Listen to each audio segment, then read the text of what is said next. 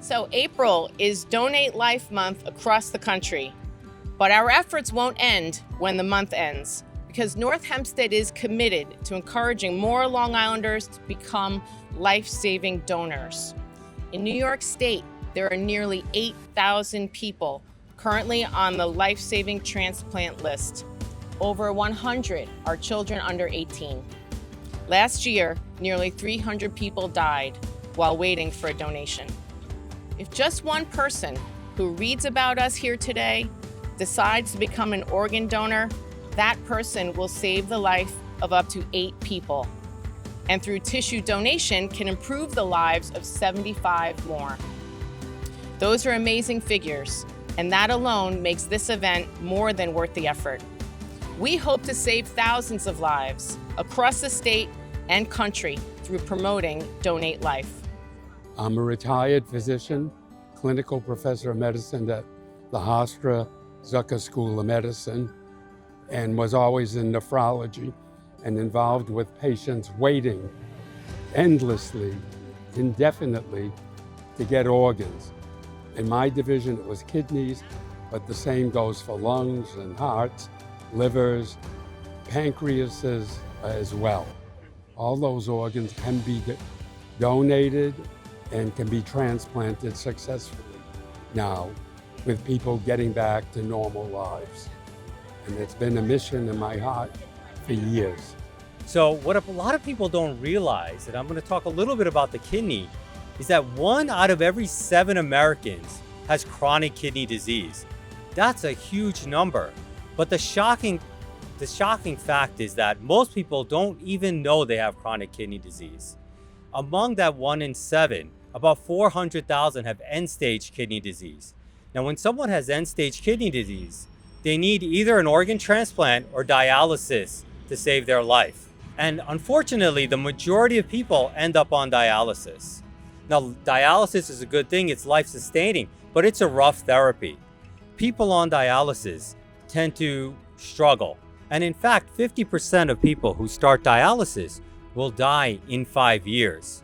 It's so important because New York has about 8,000 people that are currently waiting for life-saving transplants. And because there are not enough donors to the numbers of people that are in need, people in New York wait twice as long as every other state in the country for life-saving transplants. And we believe that the wait is needless. We're asking for more heroes to step up and say yes to donation and hopefully to save more lives. When I was 13 years old, I was just a normal, healthy 13-year-old girl. I was living a normal teenage girl's life. And I remember having my birthday March 4th of 96. And after that, I started to have really severe stomach pains.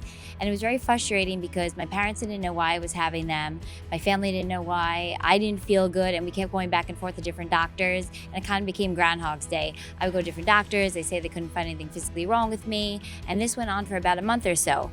At this point, they ended up doing surgery and I went into cardiac arrest on the table. And about 2 hours later, they ended up calling my parents and said, "Your daughter's dying of heart failure. You need to come say goodbye now." But I remember days turn into weeks, weeks turn into months, and I was having to hope that a young person or somebody was going to save my life. And on July 6, 1996, a young boy named Matthew did that. He gave me the gift of life. Donate Life Month is each and every day because we know every day there are people out there that are hoping and dreaming for tomorrow. Donated a kidney 5 years ago, and my message here today is, I don't know if there's any other living donors here, I feel fine. I feel fine. It's okay to do, but it is a big commitment to make. It's if living organ donation isn't for you, you can go through DMV or, like Karen said, Live on Life. And there's other less intrusive ways you can save lives as well. Donate blood, plasma, platelets. I've donated bone marrow.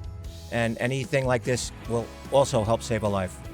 My husband and I are going to be celebrating our 31st anniversary in May.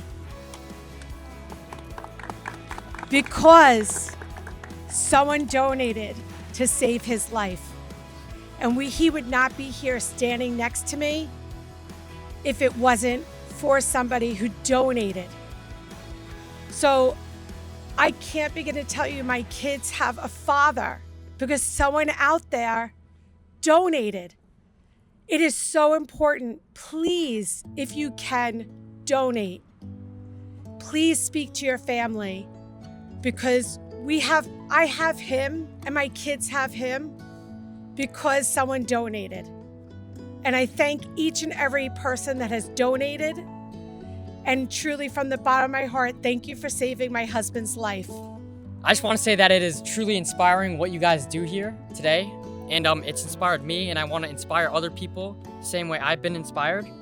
And for me, getting involved in these transplant organizations is not something random, but it's something that I've been surrounded by all my life.